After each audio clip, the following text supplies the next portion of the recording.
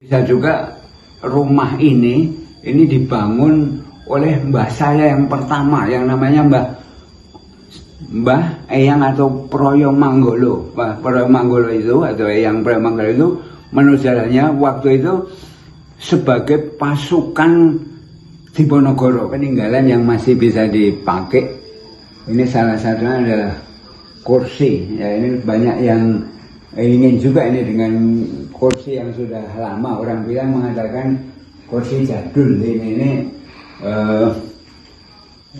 cukup banyak yang tertarik dengan kursi. Ini beras kursi mal, beras tuh. Beras kursi ya. Ini balungan ya. Iya balungan sapi. Apa pedes ya? Balungan semur. Semur. Juga itu. Mas sama buatan ini tahunnya? Tahunnya Pak.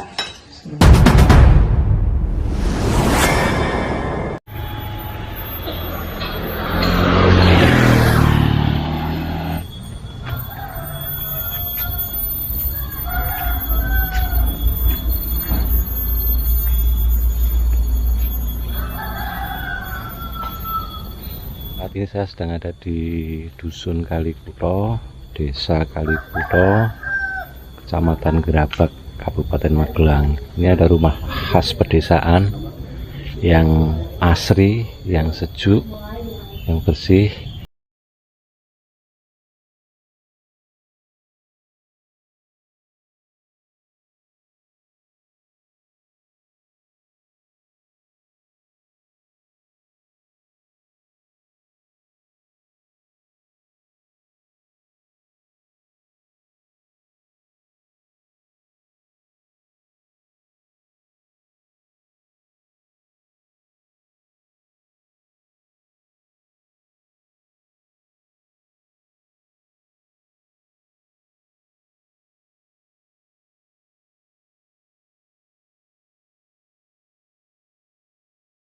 Yang di posisi kalau orang Jawa bilang ragil atau dalam bahasa Indonesia bungsu, saya mendapat tugas untuk merawat dan menempati rumah sabun ini karena menurut budaya Jawa itu ragil atau bungsu ini mendapat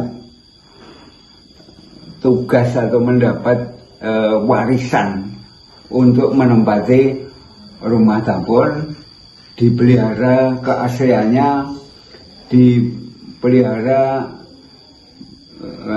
keutuhannya sehingga rumah tabon ini betul-betul bisa menjadi kenangan untuk seluruh keluarga. Sejarah rumah ini memang panjang ini ceritanya itu.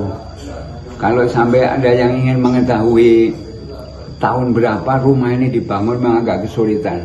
Dulu bapak ibu saya juga nggak pernah menceritakan, kemudian saya tanya kepada kakak-kakak yang lebih tua, memang nggak kesulitan tahun berapa sebetulnya rumah ini dibangun.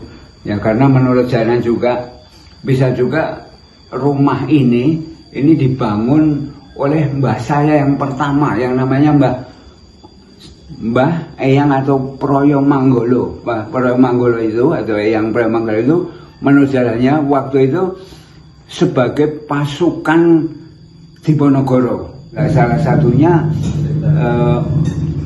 simbah saya ini yang sebagai pasukan Diponegoro dan sudah menempati di sini mungkin setelah tahun 1830.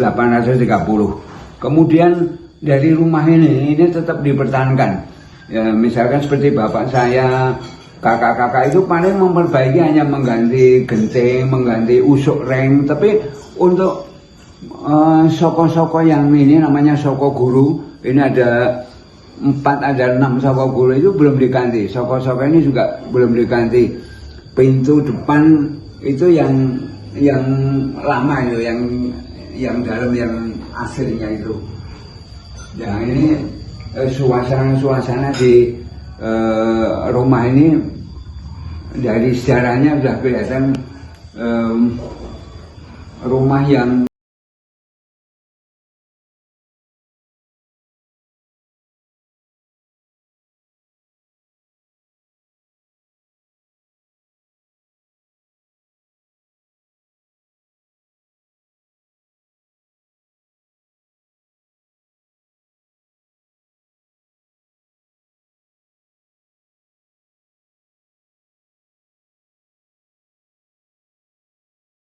2.200 meter persegi.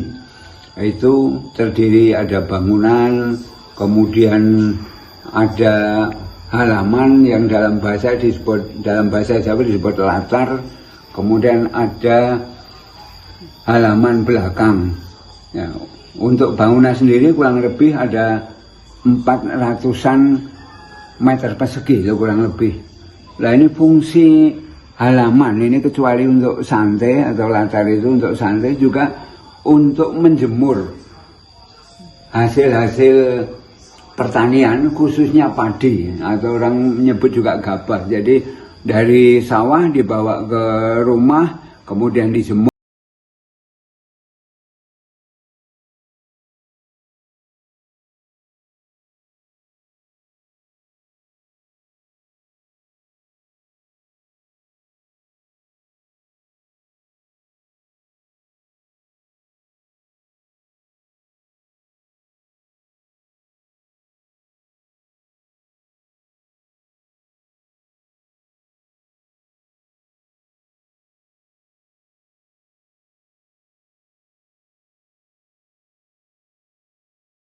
Menggunakan konsep rumah yang kalau saya menyebut dengan model kampung gitu. Saya sudah mencoba, saya carikan nama-nama yang pas untuk nama ini, memang agak sulit, belum ketemu.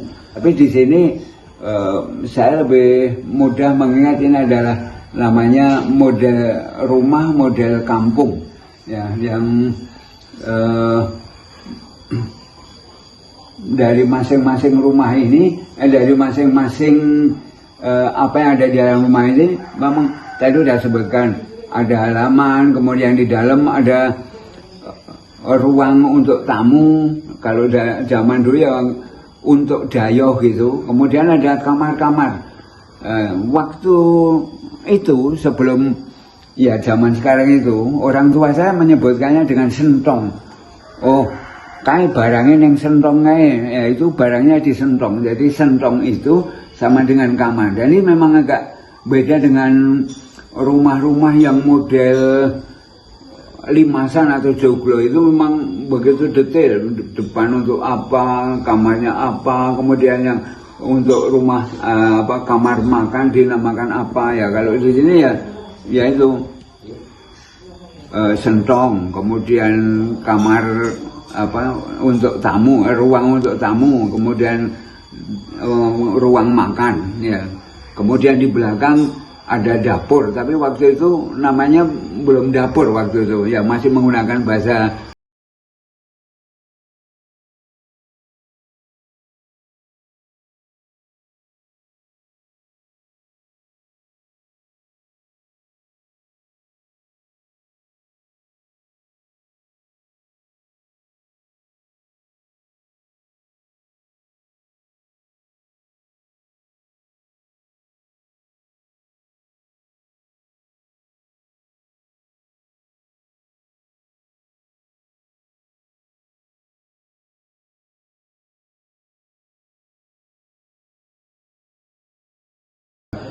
Batu bata masih dari bambu, atau kalau orang setempat ya mengatakan pagernya dari pager gedek, yaitu bambu yang dianyam gitu.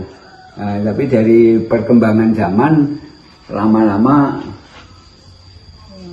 pagernya itu diganti dengan batu bata, ya. Nah, kemudian dari rumah mungkin juga menjadi satu konsep juga. Rumah ini tidak tinggi. Kalau dilihat dari plafonnya itu hanya 3 meter dari lantai sampai dengan plafon yang ini dari Eternit ini. Ini memang punya konsep juga atau punya tujuan, karena daerah ini adalah 600 meter di atas permukaan laut. Sehingga dengan menggunakan rumah yang tinggi plafonnya 3 meter, itu paling tidak akan menghadirkan suasana yang hangat, ya terasa dingin ya. Sehingga begitu ini rumah ya ketiga ini bisa dihadirkan dengan suasana hangat gitu. Ini sebagai contoh saja, ini rumah-rumah sekarang kan jarang ada pintu atau kusen yang tingginya segini, tapi konsep dulu ya, konsep untuk mengajarkan suasana yang hangat ini hampir sama dengan saya ini ya. Kalau sekarang kan tinggi-tinggi semua sekarang ini. Masalah pemeliharaan ini memang kalau rumah tua ini memang sudah repot juga. Kalau sudah datang musim hujan seperti sekarang ini sudah. Jadi pekerjaan rumah itu adalah mencari titik-titik di mana bocor itu terjadi. Padahal udah agak kesulitan juga ya, karena tempat-tempat itu kan sudah ditutup dengan Ethernet atau dengan plafon ya, sehingga untuk mencari bocornya juga sulit. Tapi ya dengan usaha yang terus-menerus bagaimana agar kebocoran itu bisa diatasi. Itu salah satunya pemeliharaan rumah tua ini yang terasa cukup berat.